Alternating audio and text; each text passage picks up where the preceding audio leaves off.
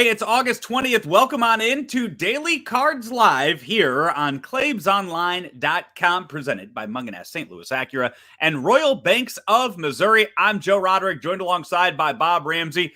And Rammer, usually we save our hats for the end of the show, but as I mentioned to you, I look ridiculous in this right now.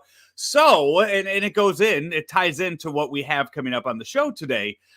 So this hat right here, this is my son's hat. It's an old hat of his. And 4 years ago, when I was lucky enough to play in the River City Rascals Legends Celebrity Game, which included Jim Edmonds, which included Fernando Tatis. He has a son that you might have heard of playing baseball right now. It also included Jason Isringhausen, whose autograph is right there on the hat. Okay. Ricky Ankiel, whose autograph is right there on the hat, and John Tudor, whose autograph is right there on on the hat. Because in the locker room after the game, my son, who was 4 at the time, wanted to come in and see me, and he was wearing a hat and just started going around and asking guys to autograph it for him. And John Tudor was nice enough to autograph it.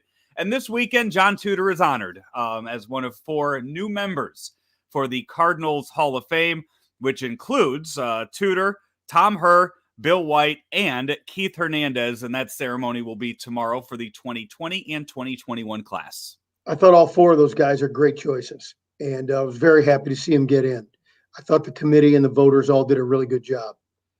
Yeah, and that'll be pregame tomorrow, and then media sessions after that, which usually tend to give a few nice stories that maybe people have never heard of before when you get all those guys together. And I think, as you mentioned, all 4 of those are nice choices. To see that Cardinal fans voted in Keith Hernandez, knowing how things went when he was here, how they went when he left, and how well he played when he did leave. Showed that Cardinal fans still respected the career when he was here for Keith Hernandez. Sometimes they're more objective than the media. Hey, quickly, let's put a bow on the series from yesterday. Oh, wait a minute. What about my lid? Oh, yours. Yeah. What do you have? Vianney volleyball. Nice. I don't have an autograph, but it's representative of my youngest son at Vianney, the 2-sport athlete. Very nice. I heard they had a father-son dance at Vianney, is from what I understand from time to time, right? Pardon me? No, you don't. No, the joke over your head. It's a morning after. It's a morning after joke. Doug Vaughn would appreciate that. Oh, I got it. I just didn't like it. Because hey, Rammer. Now, if I were going to get into the trenches with you, then I'd start talking about inviting your mom. But we're just not going to go there. See, that's the thing. The morning after guys think they're so tough, but they need to back off. Doug Vaughn gets the bottom line because the old guys get dirty, nasty, fast. Hey, the series yesterday with the Brewers wrapped up. Cardinals with a victory. Tyler O'Neill with a quote after the game that I want to see on a T-shirt. And if I see it on a T-shirt outside of the ballpark this weekend, I'm going to buy it, as both Tyler O'Neill and Lars Nootbaar hit back-to-back home runs. And he said, I believe, I'm going to get the actual quote here, the exact quote from Tyler O'Neill from yesterday. It was, I think the quote, as you look at it, go ahead. It's always sick going back to back with the boys. I mean, that needs to be on T-shirts sold around Busch Stadium. Yeah, I wish we were a little tighter. Back-to-back jacks are sick. Tighten it up a little bit, but I love the sentiment. And if you saw him deliver the quote, he kind of made himself laugh. It was very, very good. I gotta say, it's always sick going back to back with the boys is the 2021 version of if you hear any noise at all, it's just me and the boys bopping, right? Yeah. Very, yeah. It's good stuff. And, it's nice to be able to not get swept and avoid the death blow from Milwaukee. And, I'm the one quick to say, well, you win 1 out of every 3. It's a ticket to last place.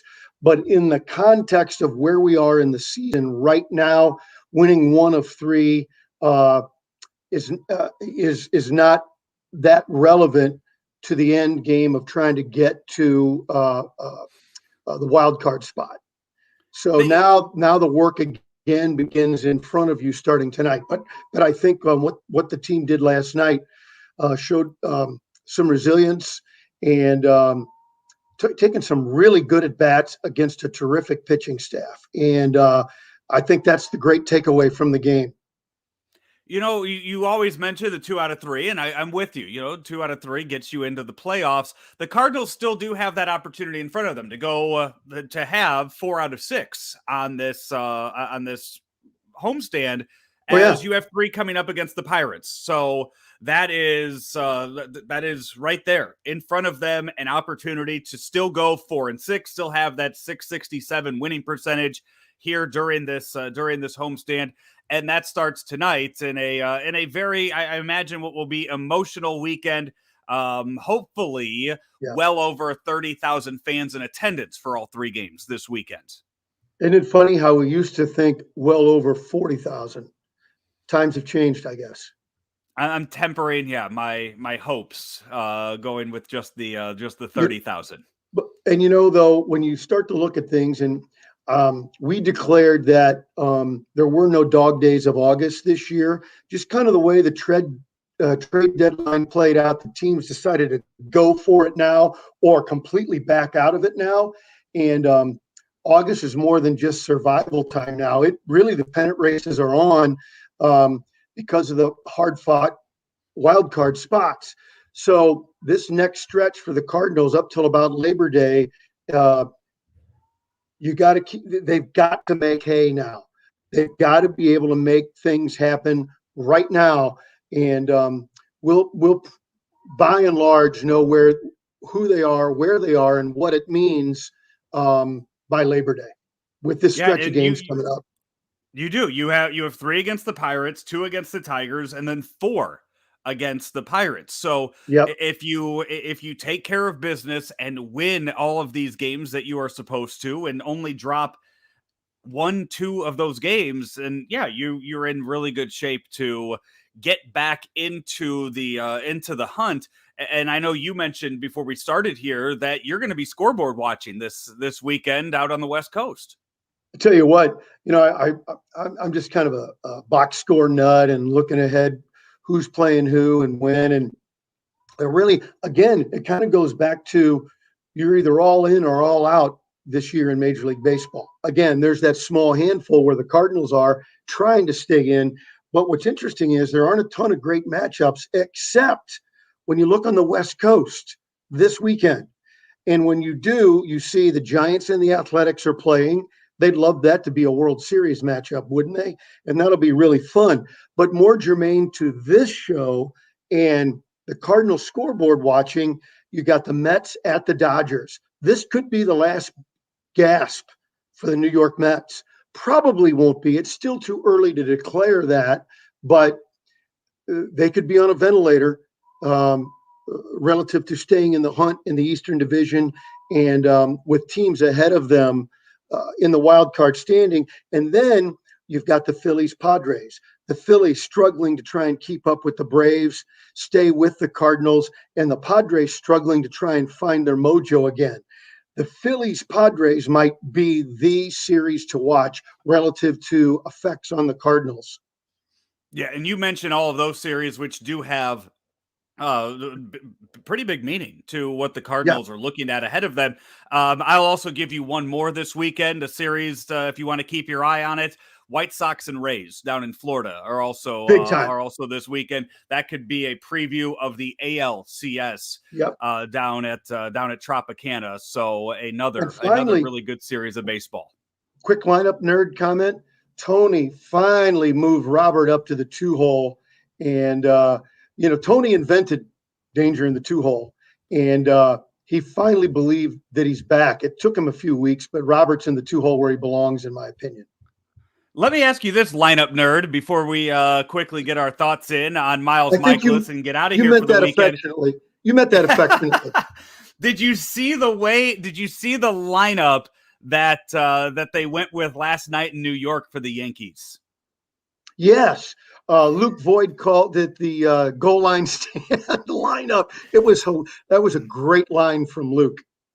Luke Voigt, Anthony Rizzo, Judge, Gallo, Stanton. Those are the first 5 batters that a pitcher has to face. And Voigt, who looks like a power lifter, is the little guy of that group. Yeah, they have made Aaron Judge and Mike Stanton have done a really good job of making Joey Gallo look really, really small. Which is it's insane. I mean, yeah, those are the 5 blocks of granite, and that is interesting. The way the Yankees can manipulate that thing a little bit. And we talked on Claibs Online yesterday on the Keith Costas podcast, and the question, Keith's opinion was, Keith, for those who don't know, MLB Network baseball analyst, Keith said, how much can Stanton play in the outfield and stay healthy and productive as an outfielder? That could be the key, keeping Luke Voigt in the lineup. It's going to be really interesting following them. Miles Michaelis is on the mound tonight for the Cardinals. What are your expectations of him?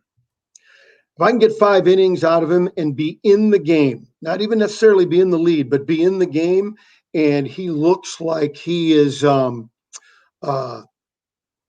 ready to be effective again as a big league starter. There's some pretty subjective judgments in there, but things like throwing strikes, trying to stay ahead of hitters, command, not giving up 5 home runs in 5 innings. Just, okay, you get beat up a little bit and knock the ball around. If I could get 5 innings and 3 or 4 earned runs, and he did it efficiently enough, I could be satisfied with that. The Cardinals and Pirates, 3 games this weekend. They will honor Lou Brock tonight. Tomorrow is the 4 new members of the Cardinal Hall of Fame. And then Sunday afternoon, it is honoring Bob Gibson. We romanticize about some of the starts that Adam Wainwright has when he goes out there and he pitches great games. Yep. Adam Wainwright is on the mound for Bob Gibson's day on Sunday. Terrific. Could be some, it's one of those and especially after a start that he labored through, we could see something really special from Adam Wainwright this Sunday. Yeah, anybody who's followed my career knows Lou Brock was my all-time favorite player, and it was really special to me to get to know Lou when I finally got in the business. Gibson, always a hero. Those were the 60s guys that were the stars when I was coming up as a kid and falling in love with the Cardinals in the game. Very special weekend. And those 2 guys, their memories being honored as a bookend around the Red Jacket ceremonies, it really fits perfectly. And then all you got to do to make it a truly joyous weekend is the current players, to get things done on the field. He's Bob Ramsey. I'm Joe Roderick. And Rammer, before we get out of here, a quick word from Royal Banks. Royal Banks of Missouri, always there for you, trying to help you achieve your financial goals. And they can do it in so many ways, whether it's a new checking account, a refi, a new mortgage, or an introductory offer home equity credit line.